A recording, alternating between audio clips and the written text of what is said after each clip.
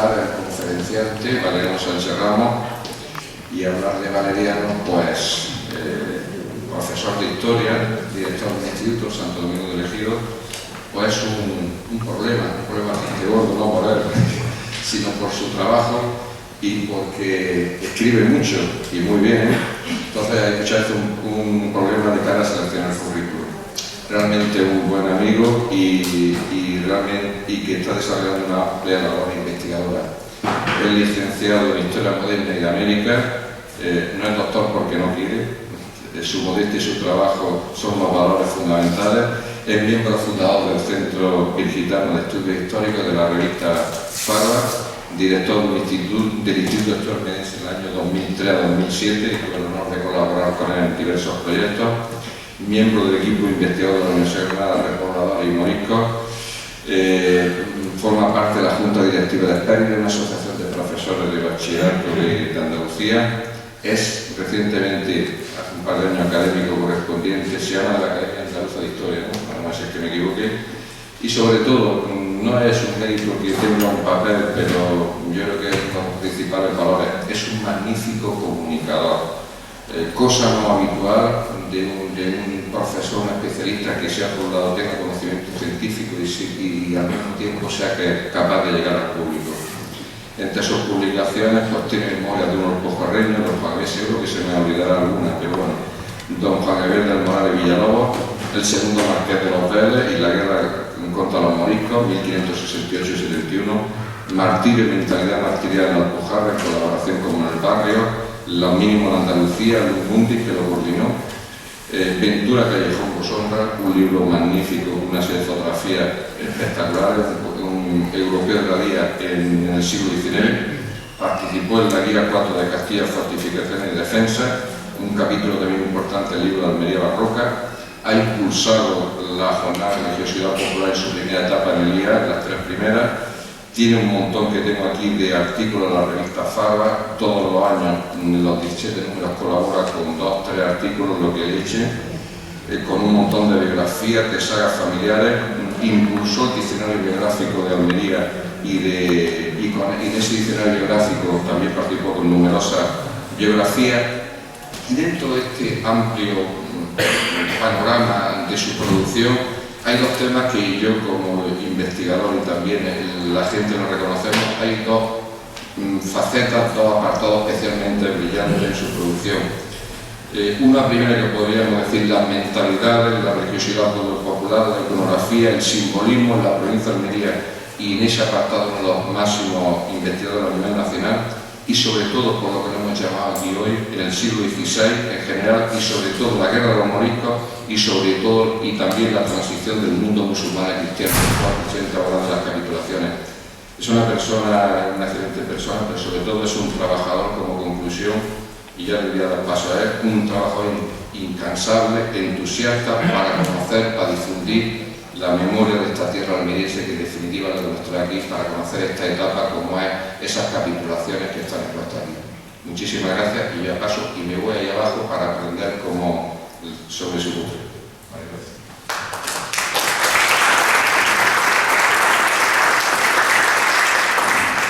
Bien, buenas tardes a todos y a todas en esta víspera ya de casi de fin de semana. Muchas gracias por venir. Que hace un poco de frío. Bien, yo estaba viendo a Alfonso y decía, yo todas esas cosas las he hecho. Trabajador y no lo sé.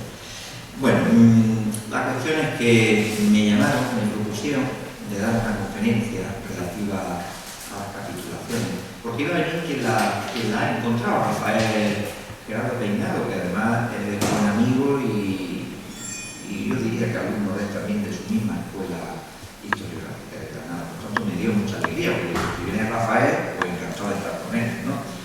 Y cuando me lo propusieron, veía que se quedaba un poquito corto el concepto de capitulación, la capitulación de Almería. Yo quería darle el término de capitulaciones en plural, porque en realidad Almería tiene más de una capitulación.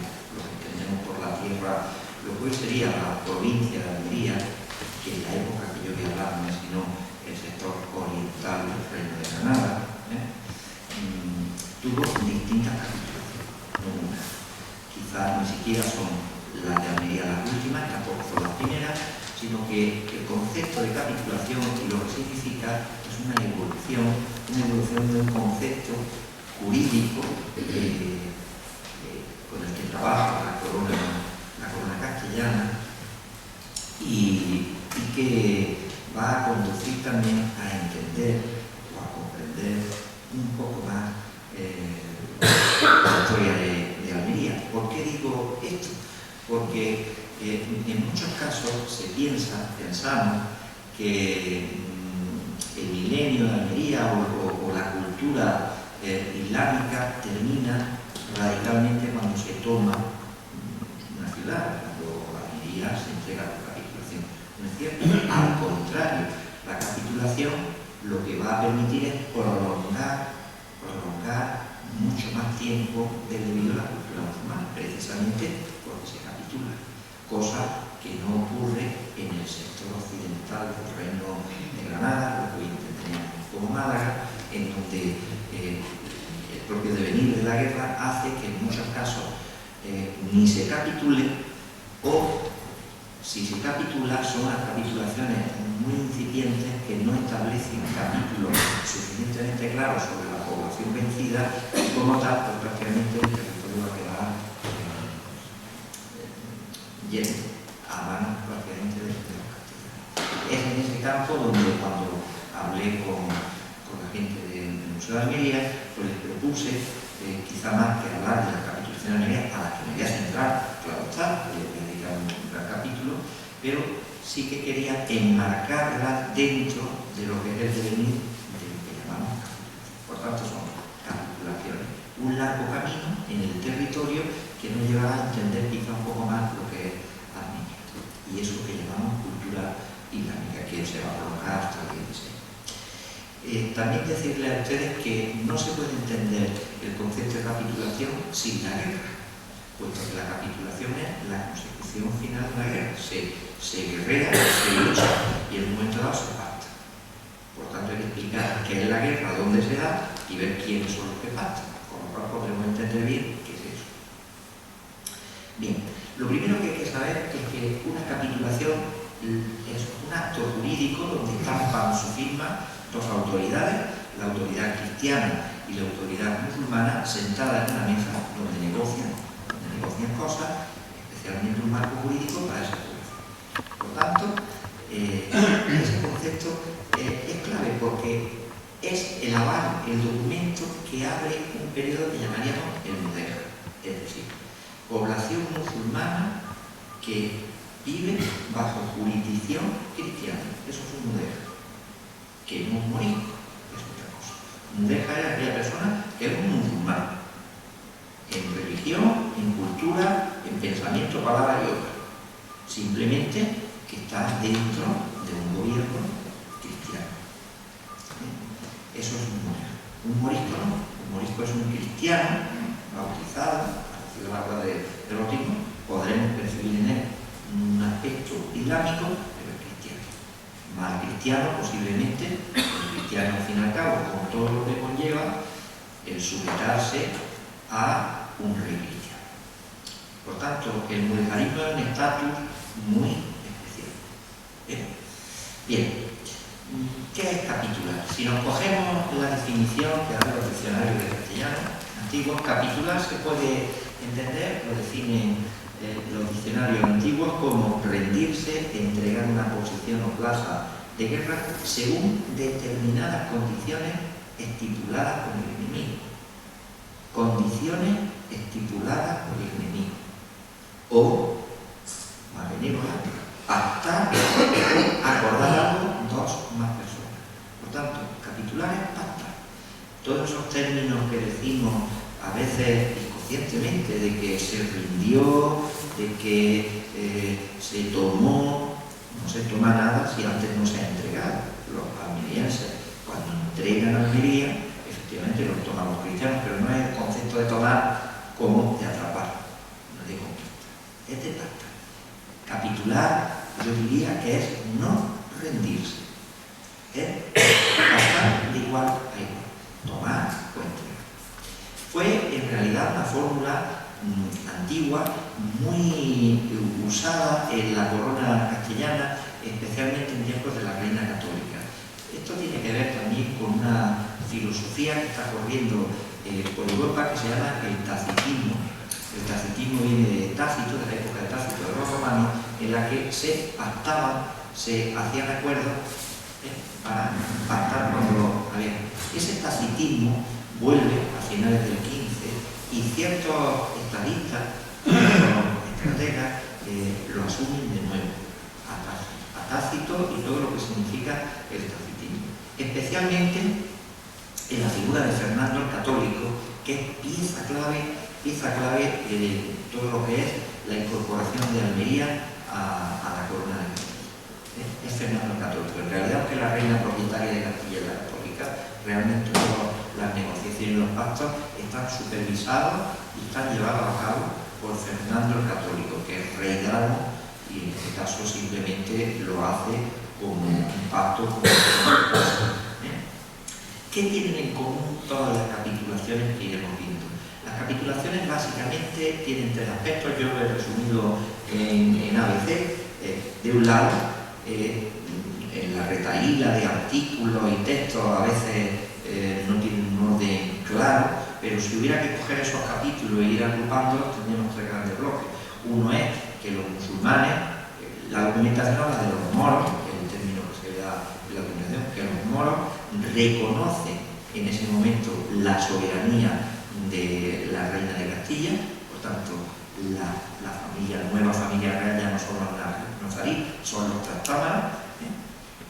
De otro, evidentemente, si hay una guerra, debe haber una serie de capítulos dedicados a lo que son todo lo que tiene que ver con la defensa militar y el trasiego de cosas entre los militares, quiere esto decir toma de posesión de castillos, de alcazabas, entrega de armas, entrega de rehenes, entrega de prisioneros.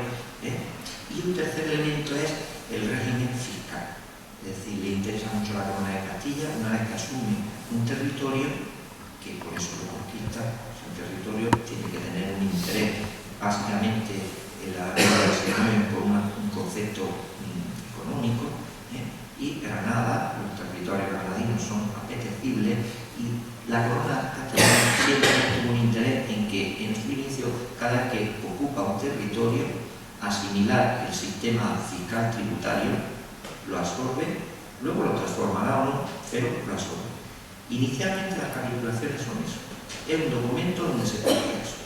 La soberanía, los vasallos pasan a depender de un nuevo soberano, ya no se llama sultán, se llama reina, ya no es nazarí, es trastámara, no.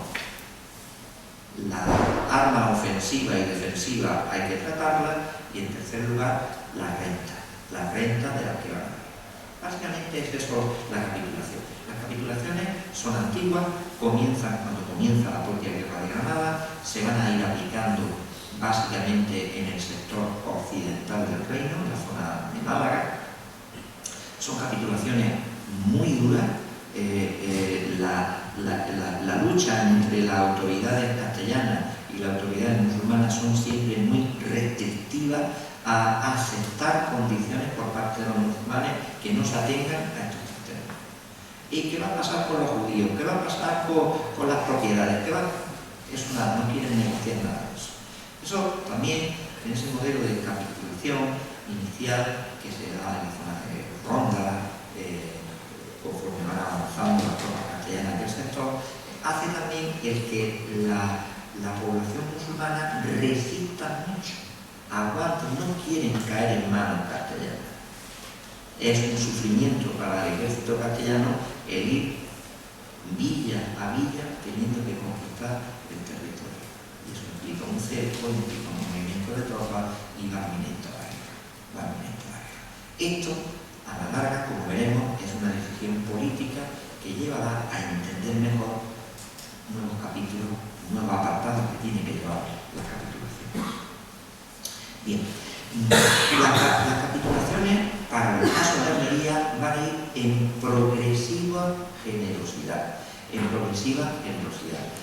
Si hubiera que agrupar todas las capitulaciones que existen sobre la guerra de Granada, habría que agruparlas en esos periodos cronológicos. 1484-87, que se dan en la zona de Málaga, son restrictivas, son duras. Luego, las de Almería, 1488-1489, son benévolas, son bastante benévolas, y no digo nada ya, las que se dan en la toma de Granada y la Alpujarra. No se olvide que Almería tiene 32 pueblos alpujarreños, esos van a caer al final, que son súper benévolas. Prácticamente, yo diría que no cambia absolutamente nada de ser musulmán a estar en Castilla. Simplemente que ha cambiado la cabeza. Ya no está el trono en la Alhambra, sino que estarán en la plaza de Segovia y poco más. Como digo, es una evolución de las más duras y restrictivas malagueñas a las benévolas almerienses, a las super tremendas y magnánimas, que son las que se firman en Granada. Esto también tiene que ver, y ahora veremos el por qué eso, y le tocó la suerte a Almería que fuese así, el por qué.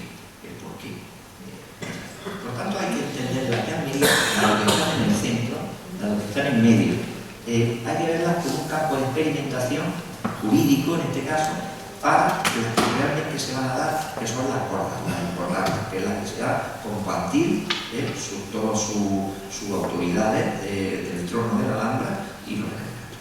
Se experimentó aquí en Almería. Como digo, van aumentando.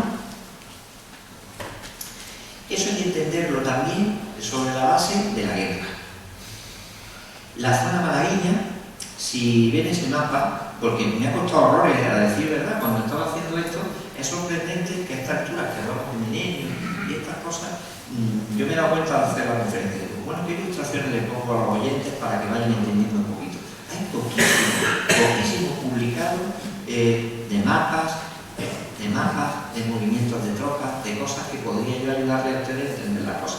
Pues bien, me encontré este mapa en el que vemos cómo el sector occidental malagueño está la zona de Antequera, la zona de Ronda, la de Setenil, etc.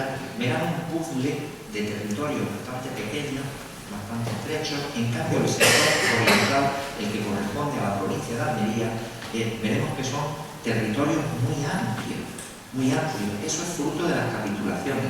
Es decir, mientras que la zona de Málaga se hacen por guerra y se dura mucho en conquistar, en Almería no se pega ni un tiro, para la expresión, y se absorbe infinidad de territorio. Eso es política de los reyes católicos. Viendo que gastaban años y años con hombres, leva de hombres, cañones, armas, y costaba mucho que un muro existía porque sabía que le iban a hacer esclavo o le iban a cortar el cuello. Sin embargo, si el moro sabe que le van a permitir la vida, le van a permitir vivir en su casa, rezar en su mezquita y tal, no le importa, al fin y al cabo, mantenerse y evitar la guerra. Por eso la provincia de Almería era manchas de color tremendamente grandes y el avance de la frontera castellana será amplísima. Eso tiene que ver con la política de los reyes. En el extremo occidental es guerra, en el extremo oriental es paz. Y por eso cambiaron incluso el frente de guerra, para que no se notase mucho. Bien, capitulaciones, como digo, hay muchas. Las malagueñas más o menos son libertad para emigrar. Una vez que se ocupa el territorio, se dice, bueno, si ustedes se quieren ir, se pueden ir. Eso es un lujo, porque cuando se conquista no hay nada más rico que tener vasallos, que tener súbditos que paguen impuestos. Sin embargo, a la zona malagueña se les permitía, ¿no? En la zona malagueña, por ejemplo, se discrimina, se hacen guetos, se obliga a la población incluso a salir de las ciudades y tener que irse a arrabales, y por supuesto que los cautivos cristianos se los tienen que entregar. No es un acto de guerra. Piensen que cuando hay una guerra se cogen prisioneros, el arte de la guerra se considera que es un bien que no tenía por qué afectar a la situación. Sin embargo, sí se le exige la entrega de los cautivos. En cambio, los cautivos musulmanes no. Las capitulaciones tienen las fechas, quizás de las últimas que se firmaron fueron las de Comares, las capitulaciones de Comares, que son simplemente quédense con las capitulaciones de Comares, son las que van a servir de borrador para que los juristas castellanos apliquen esa, mejorándola a tomar de medio. Bien, ya un poco qué está ocurriendo en la guerra y qué es lo que está pasando, porque aquí hay como dos guerras. Está la guerra entre Castilla y Granada y a su vez está la guerra de los propios granadinos. Los granadinos, evidentemente, tienen dos posturas. Está el que opina que hay que pactar, hay que rendirse con todo lo que conlleva eso, en opinión de los que quieren la guerra, pues dirá, pues sois los rajados, habéis vendido, no queréis luchar, esto es una vergüenza. Había un bando granadino que criticaba el que se rindiera, el que se pactase. Yo lo consideraban eso una rendición. En esa figura, la figura política, es el zagal, el tío de Guadix. Muhammad Zagal es partidario de la guerra a ultranza y de no ceder ni mijica a los castellanos. Sin embargo, por el otro lado, tenemos el bando pactista, que lo representa el propio sultán. Ellos le llaman en la documentación los castellanos, cuando hablan de uno y del otro, dicen el rey viejo y el rey joven. El rey viejo es el zagal, el rey joven, su sobrino Guadix. Eso detrás lleva política, que como quedó en las novelas que escribieron en su momento, los bandos entre Zegríes y Abencerraje. Detrás de ellos están visires, detrás de ellos hay políticos de mucha altura en Granada que nos hablan de dos grandes posturas políticas. Por tanto, yo a la vez que he estado hablando de la guerra entre Castilla con Granada, tenemos que ver también la guerra interna que tienen los granadinos, pactistas o belicistas. Pero bien, vamos a quedar. 1485. El zagal, viendo que su sobrino, que yo no he contado lo que había antes, Guadix, ya saben ustedes que se le ha llamado siempre que era un rey blando, que lo tenía dominado su madre, que él era tímido, que además cayó prisionero en varios sitios, lo cogieron los reyes católicos, que para liberarlo, para pactar con él, digamos, ciertos pactos secretos para que Guadix rinda plaza a favor de los reyes católicos y tal. Bien, yo no voy a entrar en eso. Lo cierto es que a la altura de 1485 el zagal, no voy a decir yo que era un golpe de Estado, pero más o menos toma la rienda del poder y pone cerco a la ciudad de Almería, la ocupa y entra en guerra con su propio sobrino, con Guadix. Guadix en mayo lanza una ofensiva en la frontera occidental, de donde está la guerra, en la zona malagueña, y digamos que Guadix se retira al sector donde no están los castellanos, también al sector murciano. El 20 de mayo sabemos que se va y hace un ataque a la zona murciana y para distraer, a ver si lo distraen. Sin embargo, es la toma de Loja, la más importante. Él va a caer prisionero en Loja y es ahí donde pacta, como prisionero en los reyes católicos, pacta, digamos, hace un trato con los reyes católicos para, de alguna manera, ir cediendo territorio, atacando en ciertas zonas y otras no, porque no podía hacerlo, digamos, de una forma explícita, se hubiera echado encima el resto de la población, y digamos que él pacta con los reyes católicos. Bueno, pues yo cuando ustedes me dejen libre, yo me voy al sector de la zona norte de Granada, en la zona de Almería, ahí la zona de los Vélez y el altiplano granadino, me voy por ahí, como es mi tío el que manda, pero yo me quedo allí, ustedes no me atacan mucho por allí, ustedes le hacen la guerra a Málaga y esa zona, y yo a ver si espero el momento de que ustedes debiliten a tropas granadinas y yo pueda nuevamente colocarme en Granada. Esos actos que no tienen nada que ver con Almería, sí que afectan a Almería, porque al fin y al cabo van a permitir que las tropas castellanas no ataquen por la frontera murciana y va a hacer que este sector almeriense, pues prácticamente la guerra la vea muy de lejos de lo que está pasando a muchas distancias de aquí. Bien, la ofensiva más importante, efectivamente, los reyes católicos la van a lanzar a la altura de 1487 en la zona malagueña. De hecho, va a obligar al propio zagal a estar presente en la zona malagueña, como se decía en la época, para dar calor a las tropas, animar al ejército nazarí a dar defensa del sector y, digamos, se hacen ciertos amagos de ataque desde la zona murciana pequeño, a través de Juan de Benavides, en la frontera oriental, van a atacar en la Vega de Vera, atacarán las cuevas, atacarán también la zona de los Vélez, pero siempre, como digo, son pequeños ataques pactados de antemano que más que cercenar el poder nazarí, lo que hacen es limpiar un poco de autoridades, llamémosle adeptas al zagar, e ir colocando autoridades más bien adeptas a Guadix. De cierta manera, lo que se está haciendo es un trasvase de poderes con ayuda de los castellanos a esa guerra civil interna de los granadinos. Tanto es así que Guadix, que finalmente se va a hacer fuerte en este sector que estamos hablando del norte del Altiplano y del norte de Almería, cuando se haga fuerte, aprovechando que su tío está en Málaga, logrará entrar en la ciudad de Granada con apoyo de este sector y ocupar la ciudad y nuevamente coger la rienda del trono granadino. Es ahí cuando en mayo firma un nuevo pacto con los reyes católicos que están deseosos ya de que la guerra está costando demasiado dinero. Ladero Quesada, un magnífico profesor, ya publicó la cuenta de la guerra de Granada y se hablan de millones de maravedíes en artillería que está costando ocupar Villa, zona malagueña. Eso hace que Guadix envíe a la ciudad de Almería a un pariente, es el príncipe Cid Yaya Al-Naya. Este personaje va a ser clave en la historia de Almería.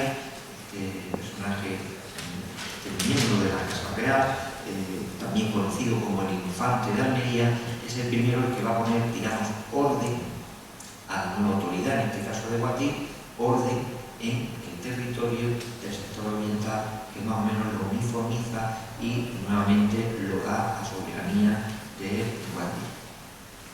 Por dar solamente un dato, la guerra malagueña va a seguir durando hasta el 4 de septiembre de 1488. Cae Málaga. Como en mayo del 87, ya el sector oriental está, digamos, bajo la batuta y directrices de Guadix, es entonces cuando los reyes católicos, en cuanto termine Málaga, van a desplazar su política al sector oriental, que ya está preparado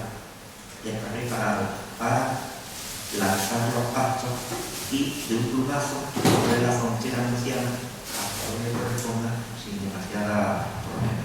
Pero veremos que esto no es tan así como en principio ellos planean. Bien, la frontera oriental nazarí es muy potente, es muy poderosa, tiene castillos y un sistema fortificado complejo, tiene, digamos, como dos grandes cabezas, una cabeza en la zona de los Vélez y otra gran cabeza en la zona de Vera, que articula una verdadera muralla de almenas que defienden el territorio. No hay muchos mapas, he encontrado esto, es sorprendente que yo leo los documentos, pero luego no lo veo reflejado en mapas. Haría falta, si alguien se anima, yo le ayudo y sería encantador hacer una gestión de esto.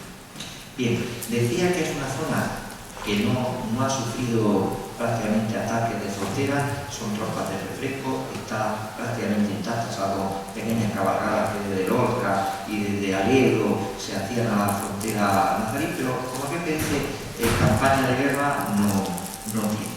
Es ahí, ese sector, el que hay que convencer y el que debe de pactar cuando las tropas castellanas estén al caso. Los alcaides gobernadores de esos castillos, al dictado del príncipe Cid Yaya Al-Naya, tendrán que ejecutar aquello que se les ordene, que a su vez no es sino una cosa de más altura, que es la que ya en su momento ha pactado Guadix con los reyes católicos.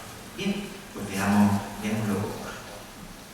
Cuando se entera el zagar que estaba en Málaga luchando con los castellanos, lo que está preparando su sobrino y su otro sobrino, Cid Yaya, en la zona de Almería, inmediatamente desplaza su ejército y se planta en Guadí. ¿Para qué se coloca en Guadí?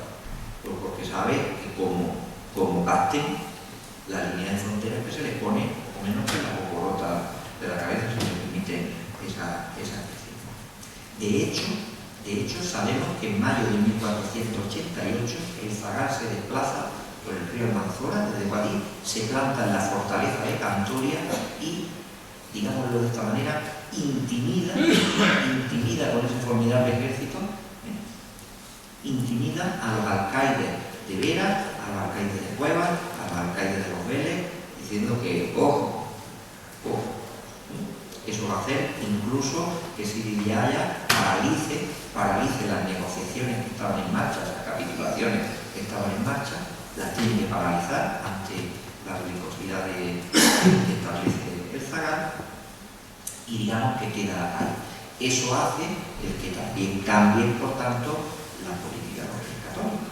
Los reyes católicos que habían pactado con Guadí una rendición pacífica del sector, viendo que ahora ese sector está controlado nuevamente por los belicistas, pues ordena al adelantado mayor del Reino de Murcia, a Juan Chacón, que lance una ofensiva en toda regla en la frontera, a ver si alguno de esos alcaides se revela contra el zagal o se opone a lo que lanza un ataque. Hay una nueva tala de la vega de Vera y de Cuevas, y en este ataque que hacen los castellanos, hace que el zagal tenga que retirarse porque tiene tropas limitadas y tiene dos frentes, el malagueño y el murciano, y hace que el zagal se vuelva a desplazar.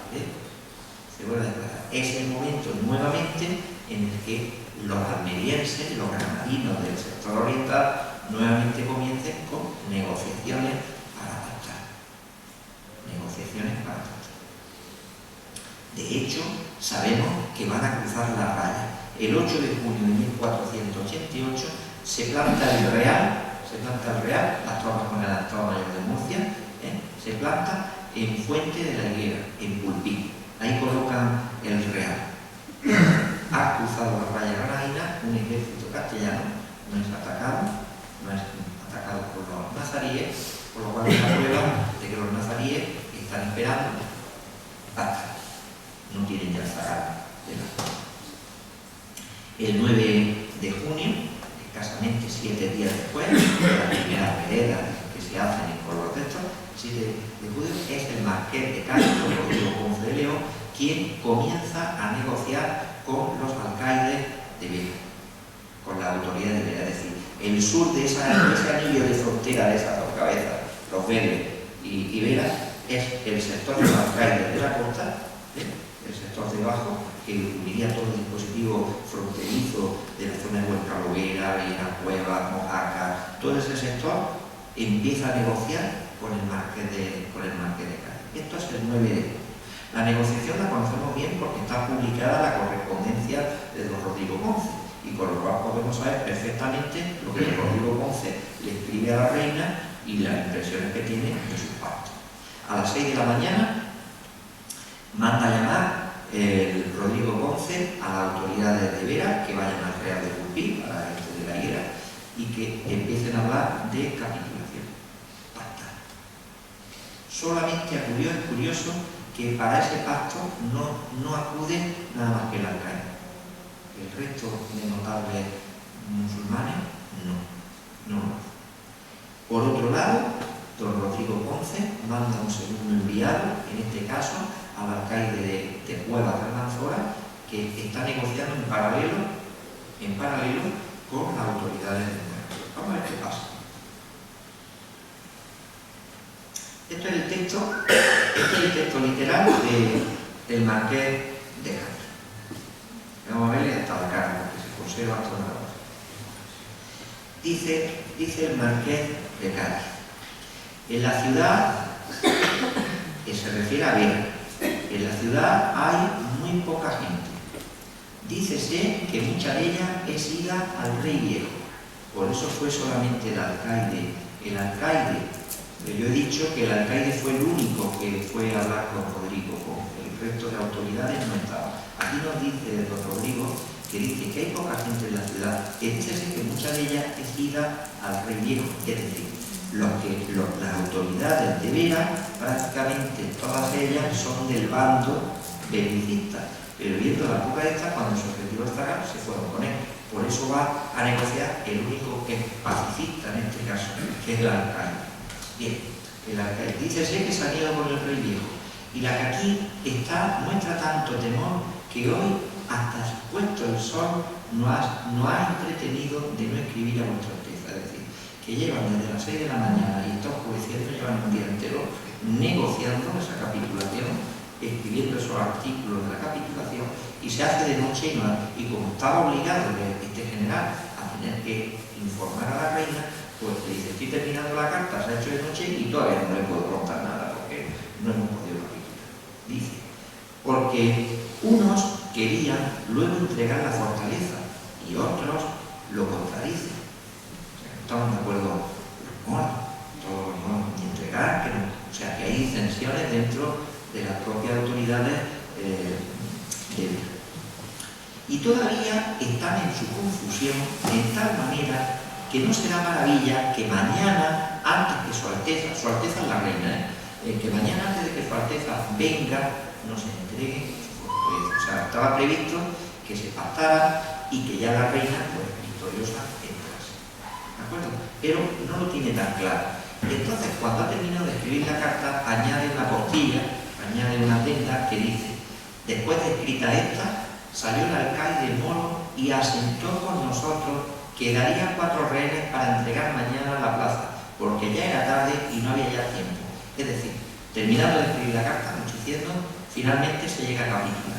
Por tanto, las capitulaciones de Vera son de la noche del 9 de junio de 1488, aunque la entrega oficial y efectiva será el día 10, porque era tan de noche que la entrega, digamos, los actos simbólicos, que se tremula el pendón de Castilla, se entregan los rehenes, se hace ahí un amago con los caballos, todas estas cosas, pues no se pudo hacer porque era de noche.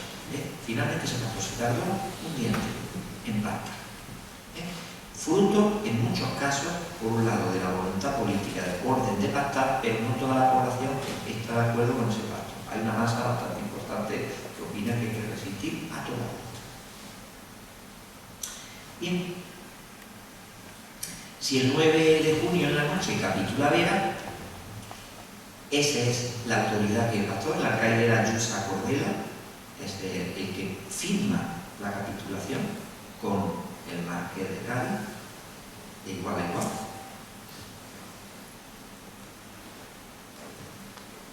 Y el 10 de junio a mediodía llega ya el rey y se hace el acto oficial de, digamos, la visualización de lo que en un pueblo iletrado está escrito. Hay que verlo, allí llegarían los reyes, llegarían los heraldos, tocarían trompetas, timbales, pífanos, etc. Se tremolaría el pendón, se gritaría 3 veces Castilla, Castilla, Castilla, Córdoba, doña Isabel y todo. Nos sigue contando don Rodrigo Ponce. Y llevamos al alcaide a besar las manos de su Alteza, esta es ya la ceremonia. Y llevamos al alcaide a besar las manos de su Alteza a la hora de víspera. Salieron todos los moros principales de la ciudad, a los cuales su Alteza mandó se entregase la fortaleza. Ahí viene la capitulación, se entregan los castillos. Y se hizo así, y cierta gente nuestra está apoderada de ella. Ya ha pasado el castillo a mano castellana y le besa la mano como vasallo ya es súbdito del rey, y como súbdito que es, también el rey está obligado a defenderlo porque es un súbdito suyo. El 10 de junio en la tarde, si esto fue a mediodía en Vera, a la tarde inmediatamente Cuevas también capitula. Ha visto que ha ido bien el asunto de Vera, luego toca Cuevas que parte. En este caso es Juan de Benavides. Este es luego son la casa de Jabalquinto. Estos son los marqueses de Jabalquinto, el origen de los Jabalquintos que estuvieron aquí. Estos vienen con tropas cienenses. Allí lo va a recibir el alcaide de Cuevas, Yaya Raosi. Raosi es el San Juan de Benavides, abuelo de los marqueses de Coahuila. Segunda capitulación. Escribe nuevamente el general de la frontera, marqués de Cádiz: Vuestra Alteza, haya mucho placer que esto está fecho, y así se hará todo lo otro de este reino de Granada como vuestra Alteza desea. Eufórico el marqués de los Cádiz, viendo que han capitulado estos dos castillos fuertes de la frontera murciana, eufórico le dice: y así será todo lo demás. Y así será todo. O sea que estaba ya más o menos negociado. Más o menos negociado. Esto es del 10 de junio del Real. Estoy poniendo aquí porque fue tan efectivo la entrega de estas ciudades que en el coro de la sillería de la Catedral de Toledo, que se está haciendo por esta fecha, como un elemento de propaganda, para mayor gloria de Dios, claro está, el pasar las últimas ciudades de la media luna en Europa a manos castellanas, pues evidentemente los artistas las plasmaron inmediatamente, y nada menos que en la iglesia primada de España, que es la toledana, que están ahí por algo. Es curioso que de Almería hay muchísimas tablas, yo he puesto las que he encontrado. Curiosamente, siendo milenio, todavía en ese librito o algo que debería salir de este film del milenio, pues no están ni las tablas, no podemos ver la toma de Overa, que la tiene, la de Huerta, que también están encontradas algunas, ni siquiera están en la red todas ellas, es una pena. Y ahí se pueden ver incluso la iconografía, cómo llegan los reyes, hay mucho simbolismo en ella, un modo que asoma la cabeza por una ventana y hace burla. Es decir, sería muy interesante estudiar estas tablas uniéndolas a la historia. Yo lo haré encantado, si alguien se atreve, yo me pongo con ellos y les ayudo. Mezclando arte con historia. Bien. Lo cierto es que quedaba luego dice, el día 11, ya menos explícito el Rodrigo Ponce, dice que el 11 por la mañana capitularon 5 o 6 fortalezas más. 5 o 6 fortalezas más. En la tarde llegó el alcaide de Mojácar. No sabemos su nombre. No ha llegado el nombre del alcaide de Mojácar. El 12, una vez que ya negocia por la tarde el 11, acta. Y el 12 se firma capitulación. Volvemos a saber que hubo capitulación porque nos lo dice don Rodrigo Ponce. Vino el alcaide y los principales moros de la villa y dieron la obediencia a vuestra Alteza, y por ser tarde no fueron a entregar la fortaleza hasta hoy jueves. Se volvió a repetir la ceremonia, se besaron las manos, se entregó la fortaleza, que era lo que interesaba ahora, y demás. El 12, el rey, una vez que se han cogido las 3 grandes fortalezas de la cabeza sur de la frontera, acto seguido toca mandar una carta, que es lo que hace el rey católico, en la que requiere a las villas de la Almanzora, Sierra de los Filares, los Vélez y Níjar, que son más de 40, dicen los textos, les requiere que capitulen también. Sin embargo, ahí no está tan claro esto. Les requiere el rey que capitulen. ¿Qué quiere decir? Que no todos obedecen los dictados del príncipe de Siriyaya. No todos los alcaldes del resto son artistas, son belicistas. Ahí hay de todo. Y lo vamos a saber porque van a tardar tiempo y se va a quedar tiempo el rey católico por allí, porque no están tan claros los actos. Esta, por ejemplo, es la de la sillería de la toma de Mojácar. Son todas ellas idealizadas, claro está, los castillos no son así, ni así, pero que es muy interesante que para los almerienses ver al menos 10 o 12 tablas que hay en un librito comentando, con esto que estoy contando sería maravilloso, que el traspaso del mundo islámico a los cristianos no está hecho. Bien, como digo, una vez que el 12 tardaron 5 días en que algunas zonas acten. El 17 ahora toca a los abduladines, los generales, los que cargan el gobierno del norte de Almería, los hermanos Ali y Mohamed Abduladi, son los que van al Real de Vera y firman capitulación. Y vuelve a escribirnos el solícito marqués de Cádiz. Asimismo dicen que por servir a vuestra Alteza trabajarán y tendrán manera, como den la obediencia y se entreguen las villas y fortalezas de Huesca, Orce y Galera y Benamaurel, que son en la olla de Baza. O sea, que no solamente el dispositivo de defensa de la frontera, la cabeza estaba en los Vélez, sino que se prolongaba toda la defensa del norte y el control se hacía desde Almería. Y ellos, en ese pacto que están haciendo, prometen capitular los castillos velezanos y a la vez van a hablar con los alcaides, con las autoridades más al norte, para que partan. Están literalmente las rayas, si se están dando cuenta, todas las rayas. Estas son, por ejemplo, de los Vélez. Como digo, no he encontrado, y se conservan en Toledo, que están allí, la de Huerca, la de Overa, la de Cantoria, no sabes que no están ni en la red.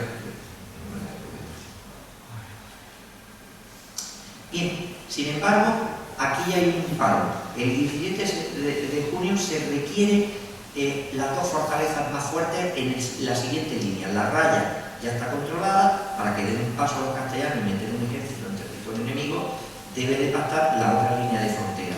Esa línea de frontera con las dos fortificaciones fuertes, que es Purchena y Taberna, se le requiere, se envía a Juan de Benavides y a Rodrigo de Cárdenas a negociar con los alcaides. Sin embargo, aquí no hay posibilidad, no capitulan, no capitulan.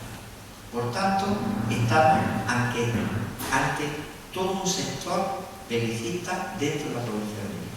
Es que esto es importante para ver también esa geografía de la que hablamos. De hecho, el rey católico, viendo que no, decide a ver si le dan un empujoncito, a ver si se rinde. Y lanzan una ofensiva, van a atacar la ciudad de Almería, lanzan un ejército por la zona de la costa. Es una expedición en la que viene el marqués de Cádiz, que el adelantado mayor de Murcia, cruza la expedición y se van a plantar en la propia ciudad de Almería. El 24 de junio de 1489, escaramucear.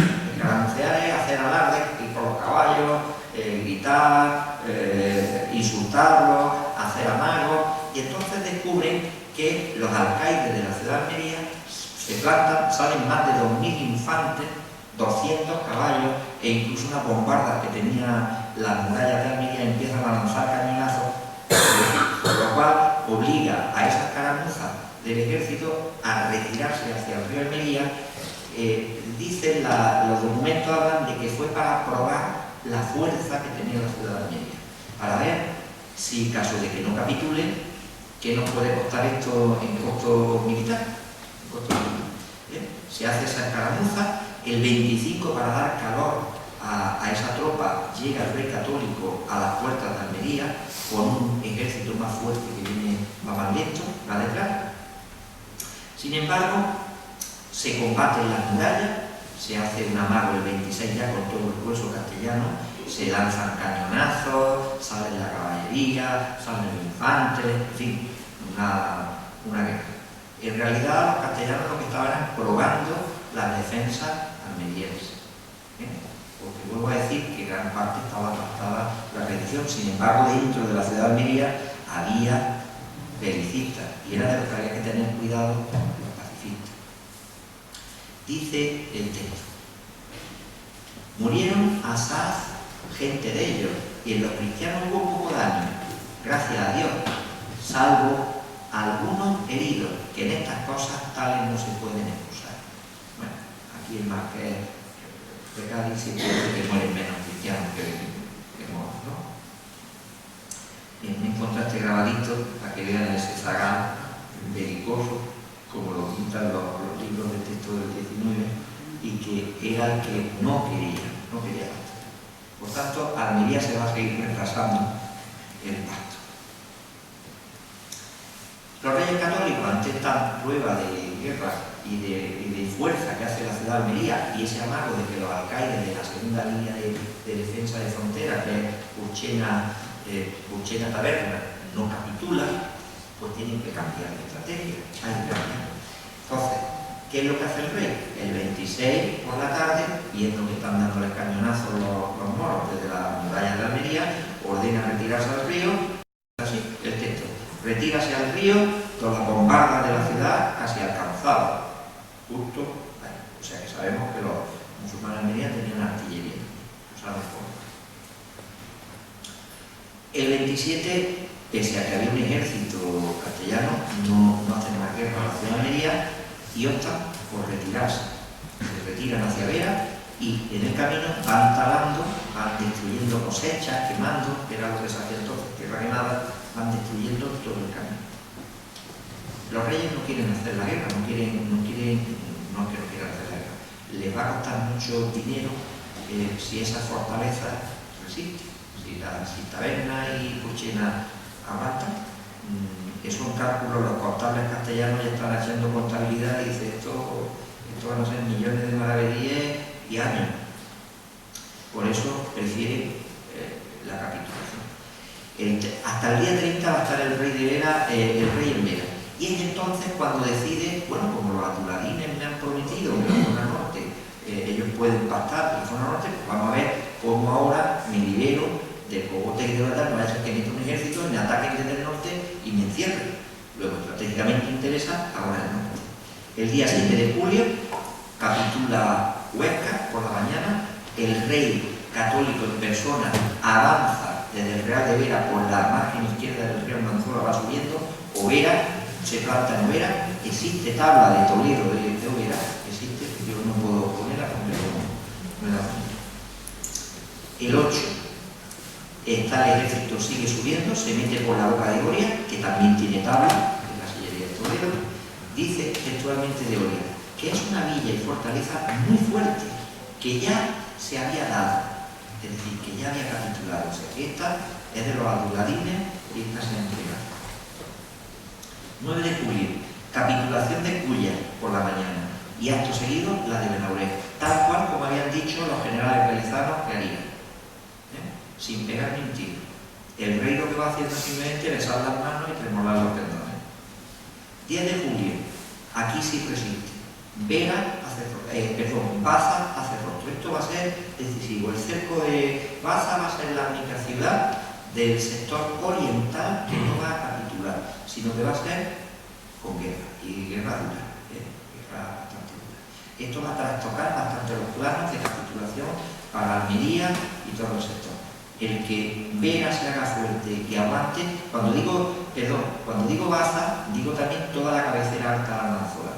La fortificación de Baza controla fortificaciones de Serón, de Tíjola, Purchena, es decir, todo el valle medio y alto del Alto Almanzora, un dispositivo fortificado nazarí tremendo.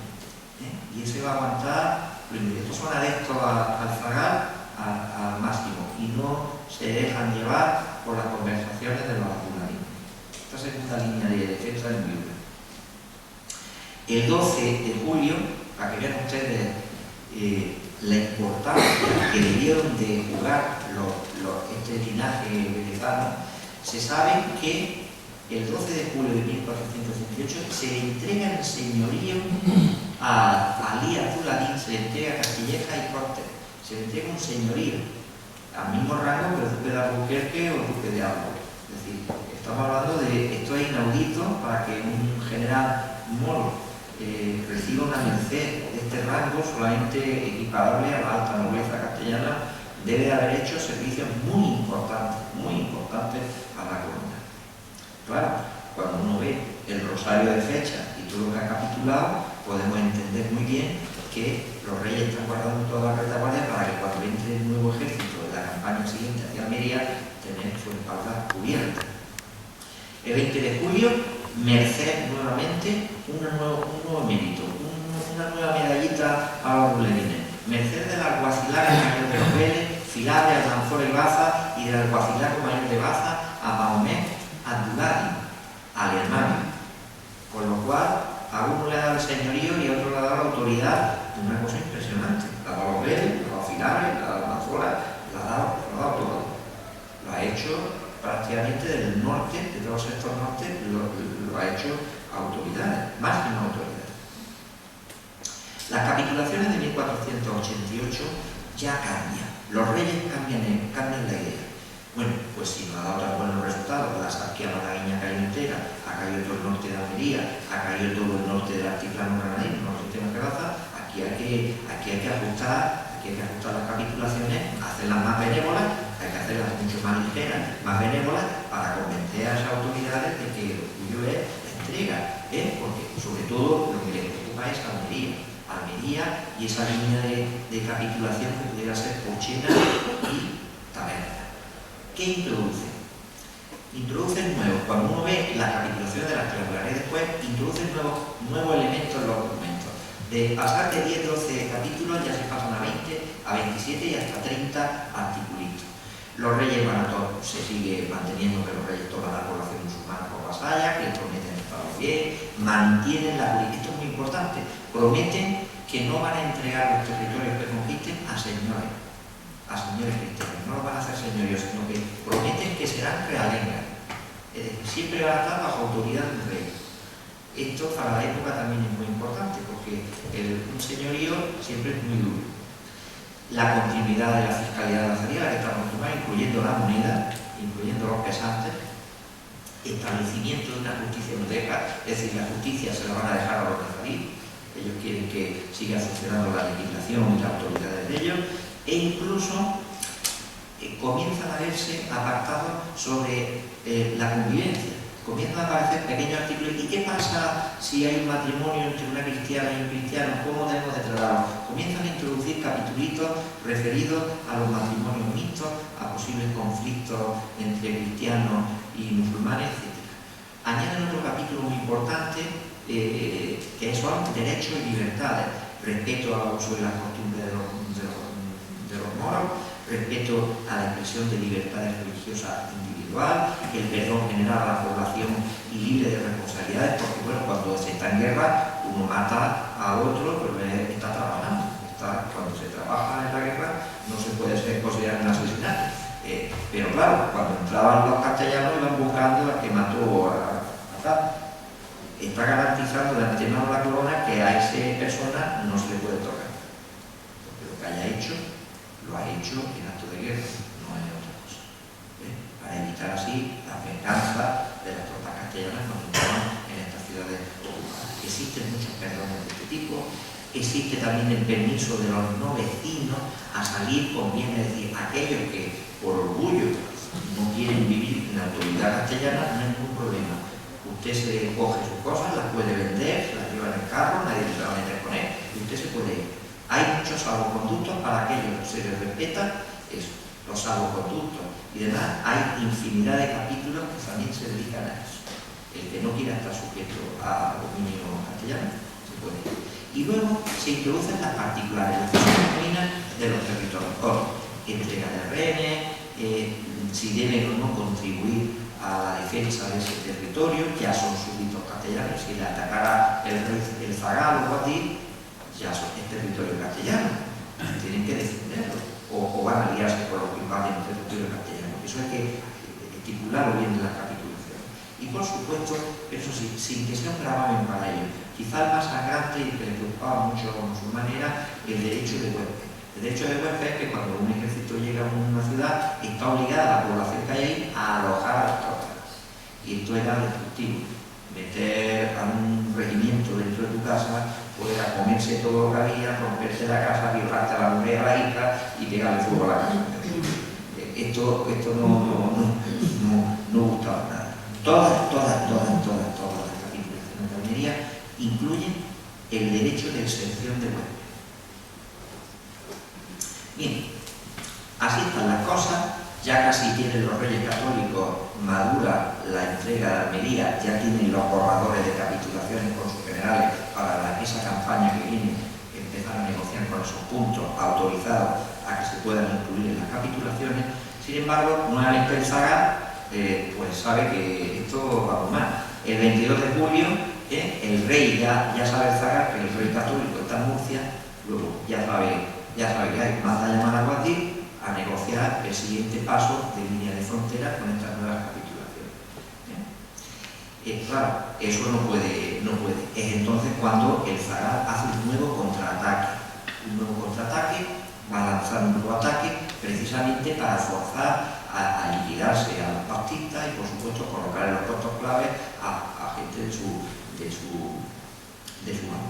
Hay un asalto a Níjar, de hecho se ejecuta al alcaide castellano, que era el hermano francés. Inmediatamente el zagal se retira, tiene pocas tropas y tiene que dar golpes de mano muy rápido y retirarse, no es más un efecto psicológico. Se retira y ordena a esos adeptos que tienen la fortaleza de Pochena que ocupen y empiecen a atacar la zona ya castellana del Bajo Almanzora, atacando la Venezuela tenemos nombres como Fines, Chescos, hay un asalto también en la zona norte que los aduladines habían rendido, hay un asalto a Cuya, desde tabernas también se ordenan ataques a los territorios de Vera, que estaban recién ocupada por los castellanos, pero sin embargo, como vuelvo a decir, no tiene fuerza suficiente el Zagara. A la altura del 24 de agosto se retira nuevamente, es como un aviso navegante. Bien, es entonces cuando entra de nuevo en marcha el príncipe Sivillaya. La campaña de Baza se vuelve a iniciar, a ver si cae ya Baza de una vez, que es la que estorba todos los planes, tiene que caer Baza como sea, comienza en marzo la campaña y en junio el propio príncipe Sivillaya negocia con Gutiérrez de Cárdenas los nuevos pactos para rendir la nueva línea de frontera y la zona de Almería. Verán que esos papeles que hay puestos, esto es que tiene tela, puede llegar a ese documento. El 28 de noviembre cae Baza. Y automáticamente, una vez que ha caído Baza, Sivillaya sale corriendo para arriba a negociar. El día 3 de diciembre se va a Guadix y habla con el Zagá y le dice: mira, ya se te ha caído la ciudad más importante que tenía, todo el juego que lleva, ya esto está mal. Y esto no sabemos lo que le dijo, pero sí es cierto que sabemos cuando vuelve Sivillaya de esa entrevista que mantiene con el Zagá autoriza a que capitule Puchena. El día 7 de diciembre, escasamente 4 días después de esa entrevista que mantiene el príncipe Sivillaya, el infante de Almería, con el Zagá, autoriza a que capitule una joya de la corona, que es la fortaleza de Puchena. Los negociadores sabemos cómo se llaman: Ali Ben Fahad, y por el lado castellano es el conde de Tendilla, que luego será capitán general de Mendoza, un montado de Mendoza. Bien, se entrega, los documentos no son ambiguos en este sentido, dice que se entrega en los lugares de Sierra de Filares y Valle de Almanzora, que era la jurisdicción militar que gobernaba Puchena. El día 10, 3 días después de capitular Puchena, el propio El Zagá acepta el pacto para entregar la ciudad de Almería, que se dice que será para el 22, 12 días después. Las capitulaciones de Almería se firman el 10 de diciembre en Baza. Por supuesto, autorizadas por el Zagá. Bien, si viéramos un mapa que he encontrado de las cosas bonitas que hacen por ahí los granadinos, vemos el sector que estamos hablando, ¿no? Eso es lo que está pues en las capitulaciones, en esta fecha. Ya os digo que no hay ni siquiera mapa, y sería bueno que se hicieran mapas históricos de todos estos movimientos, estas líneas, porque no lo hay. Esa es la zona que se está jugando. Capitulaciones de Almería, Baza, que va a caer, igual, todo ese territorio. Bien, ¿qué dicen las capitulaciones de Puchena? No me voy a detener en ellas: estatuto político, por tanto soberanía castellana; estatuto jurídico religioso, se respeta la religión, su habla, su lengua; el estatuto personal, propiedades, y estatutos especiales. Aquí vamos a ver quiénes son los que pactan en Puchena. Aquí hay una cantidad de pago de favores que tienen que hacer los reyes impresionante. Dice la capitulación de Puchena: damos seguro bastante cumplido al dicho alcaide, este es el que firmó, Abrahim Abenir, para que pueda pasar Allende con su mujer e hijo, amigo y pariente criados con todos sus bienes. Este no quiso quedarse. Orgulloso, él no quiere estar sujeto a cabeza cristiana. Este se va a Allende, y como establece las capitulaciones, derecho de pasaje, puede vender lo que quiera, nadie le va a hacer nada, cuando quiera se va. Zahán al-Fatar, al-Fakir, que pueda ir con el dicho alcaide a Allende. Este tampoco quiere. No quiere. Se nombra alcaide a Mamá Hacén, caudillo de Baza. Este sí quiere quedarse. Este es, por tanto, uno de los que pacta. Artista. Que sea nuestro alcalí de dicha ciudad de Puchena, Mamá Abanayú, cuñado del dicho alcaide. Artista. que sea nuestro alguacil de dicha ciudad, Abulfaz Abenadí, su hermano, artista. A estos que los mitos le van a dar rentas, le van a dar casas, historias, por lo cual sabemos que están bien montados y bien pagados. Las mercedes de los reyes se puede saber quién es pactista, nada más que por los regalos que hacen los reyes. Y la contabilidad está enterita, ¿eh? Eran pulcros los tesoreros, ellos no notan. Se les regala una espada de brillantes, se les regalan telas de no sé qué. Se sabe perfectamente todo lo que pasa. Pero lo más curioso del tema es que un nuevo señorío. A los caudillos de Baza, Yusuf Baza y Mamá le dan el señorío de Tijoraisa, ¿no? O sea, ya tenemos señores nuevamente con marcos como la nobleza castellana. Los aduladines, señores de corte, eso lleva hace menos mal, y ahora tenemos a los barbajas y los hacen señores de Tijoraisa, ¿no? Todo el dispositivo por encima de la fortaleza de Puchena cae en manos baptistas. Y por fin llega la capitulación de Almería. Efectivamente, se firmó el día 10 de diciembre de 1489, la firmó este señor, Abdallah Zuleili, es el que la firma, en nombre de la autoridad, baptista. Por supuesto, tiene 27 capítulos, es extensísima, es quizá la acumulación de toda la experiencia que han tenido los castellanos, de lo que les gusta a los moros, lo que no les gusta. Y yo la he agrupado del siguiente modo: estatuto político, los almerienses van a ser súbditos de Castilla, se promete mantenerlos bajo su dominio directo, será realengo siempre, y la administración también se mantiene, se respeta el sistema fiscal, que no nos pagarán ni serán apremiados a que nos paguen más derechos de aquellos que veían y acostumbraban pagar a los reyes que han sido de Granada antiguamente, y que el aceite no nos hayan de pagar ni den ni paguen, salvo solamente el tiempo. Se mantienen las autoridades musulmanas, alfaquíes, alcaides, cadíes, se mantiene todo. El estatuto religioso se promete dejarlo vivir según sus leyes, uso y costumbres, con su autoridad y justicia, dice el texto. Ítem, les dejaremos vivir en su ley, que no serán apremiados ni constreñidos a seguir y guardar otra ley. Que les dejaremos y mandaremos dejar su almuédano y aljima y alfaquíes, que serán juzgados por su ley. La sara es una, con el consejo de su alcalí, según costumbre de los moros, y que hube en las dichas mezquitas sus rentas de la misma manera que las tenían antes. Es decir, absolutamente todo. Absolutamente todo. Respeto a las comunidades, sobre esto es inmejorable, es tan benévolo que leo. Mandamos a asegurar y aseguramos a todos los judíos, eso es mío, eso es equivocado, hay facturas, que viven en la dicha ciudad de Almería o en todas las otras ciudades y villas y lugares del dicho pueblo, que gocen lo mismo que los dichos moros mudejares. O sea, la población judía de Almería se insistieron las propias autoridades musulmanas en incluir capítulos dedicados a los judíos, que se respeta a los judíos lo mismo que a nosotros. Los tornadizos, esto es muy interesante. También, por primera vez aparece en la capitulación el concepto tornadizo, que los hijos nacidos de cristianas, o sea, matrimonios mixtos, que los hijos de las cristianas no sean apremiados a se tornar cristianos hasta que sean de 12 años, y que después quede a determinación de ellos de ser cristianos o moros. Es decir, lo ampara la capitulación el que puedan aceptar ser de una religión o de otra, matrimonios mixtos. Que no pueda ningún judío ni tornadizo tener ninguna jurisdicción sobre ellos. Que estos niños, que son mixtos, por ser mixtos a veces, estos que no se les toque, ni por judíos ni por moros, que elijan ellos libremente.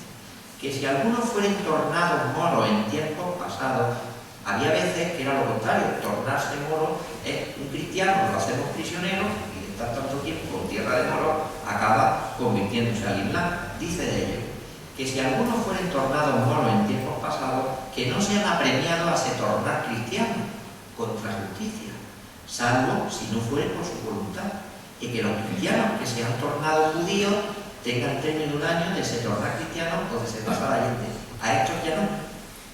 Es decir, el cristiano que se ha vuelto moro, si quiere seguir moro, que se quede, pero el cristiano que se ha vuelto judío, ese no, tiene un año para convertirse. curioso. Está así estipulada la capitulación de Almería. O sea, vemos también cierto amargo. Esto seguramente lo apretó el general Cristiano, eso está claro. Que los cristianos no puedan entrar ni entren en la aljima de los moros, es que si entraren sean castigados. Un respeto seguro y la inviolabilidad absoluta. Ahí el que entre en algo de moros, que lo castiguen si es cristiano. Estatutos personales, que quizás son los más interesantes también. Voy muy deprisa, voy resumiendo. Propiedades, respeto a sus bienes, a las armas, propiedades, hablan de los caballos, que se les proteja el comercio. Fíjense ustedes lo que dicen del comercio de Almería. Que sean asegurados todos los navíos de moros que tienen en sus puertos o vinieron a ello con mercadería. Es decir, la flota que aún conserve el puerto de Almería tiene que seguir estando en manos de quien está. Sean los que están amarrados o porque hayan venido a comerciar.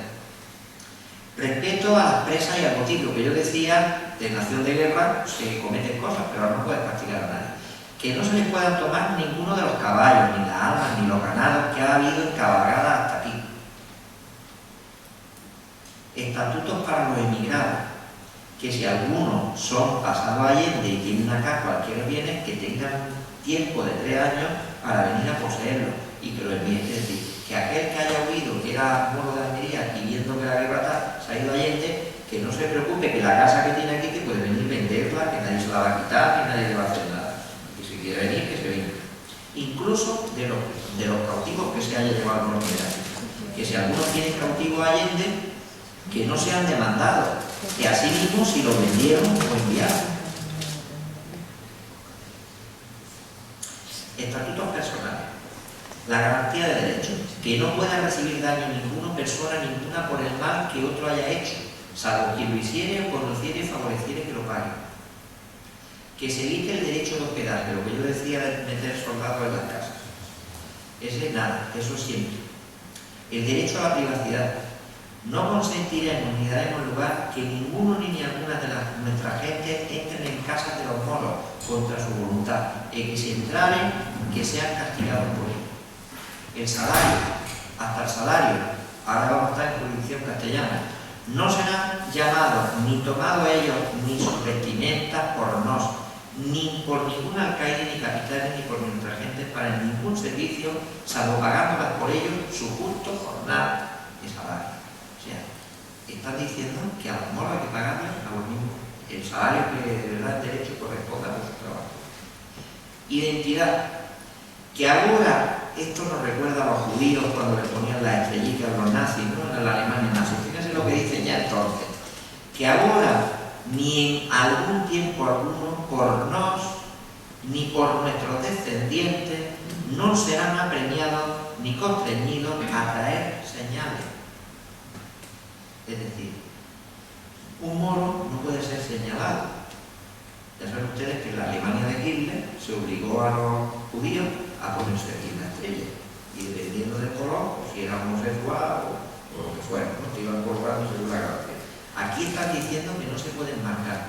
Esto va a ser cuando lo fuercen, porque esto lo van a incumplir los reyes castellanos, esto va a obligar a los moriscos a sublevarse, porque los van a señalar. Muy mal de tiempo, como siempre, ¿verdad?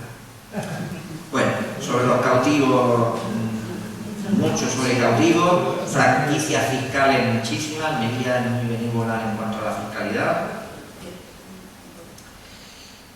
Otro estatuto, se perdona a los de Níjar, porque los de Níjar entre medias, yo no lo he contado, se sublevaron en armas, se hicieron a favor del zagal y hicieron de la suya, y se les perdona.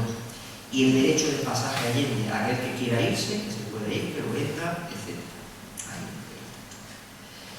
Bien, con todas estas capitulaciones firmadas, tal como se dijo, 12 días después, el 22, pues empieza el desplazamiento.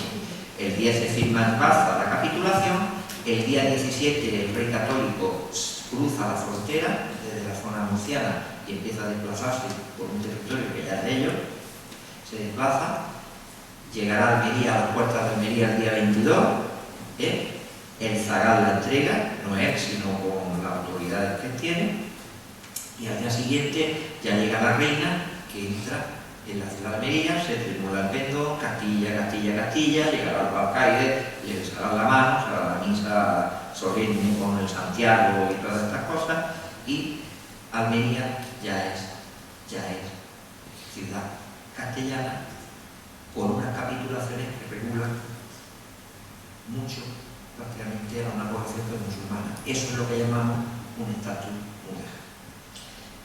Los reyes van a estar poco tiempo porque la guerra sigue y hay territorios. Toda la cuenca alta del río Nacimiento sigue estando bajo autoridad islámica. El 30 va a capitular Fiñana, que copia la capitulación de Almería. Fiñana tiene prácticamente el mismo estatus que la ciudad de Almería.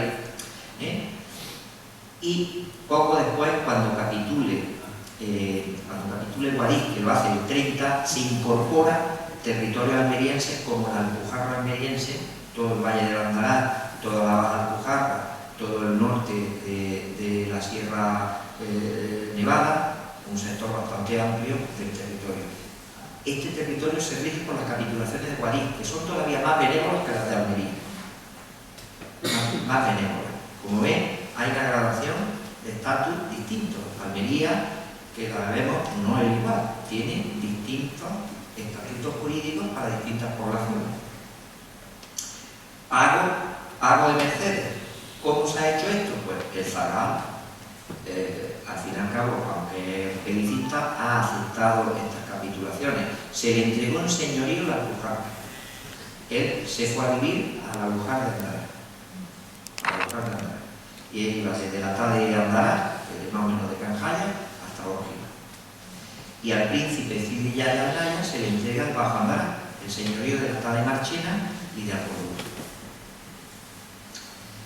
Ahora bien, más o menos, si viéramos el movimiento, esto es lo que se tragó en 2 años.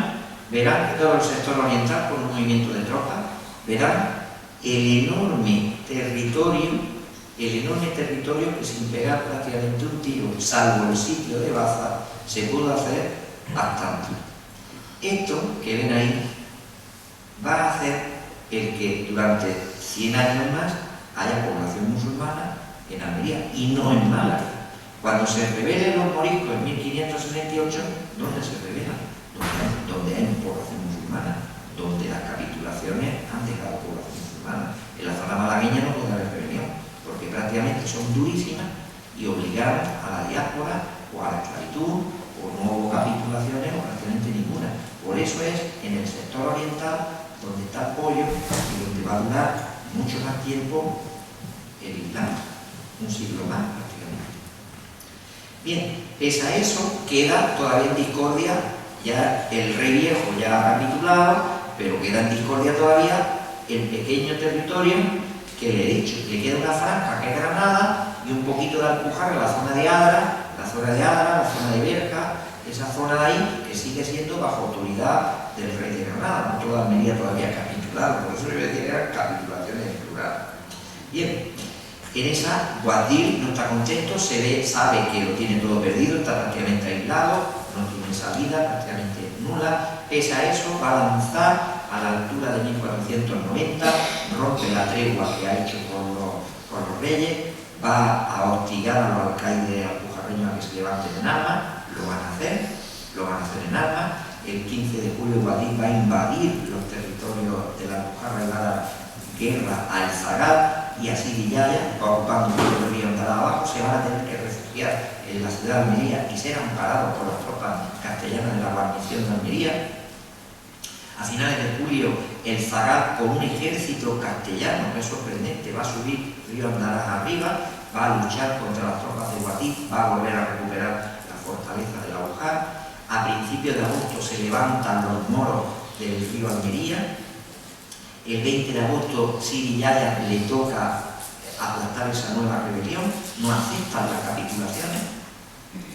En septiembre se levanta Fiñana, tampoco acepta las capitulaciones, va a tener que venir el marqués de Villena a aplastarla.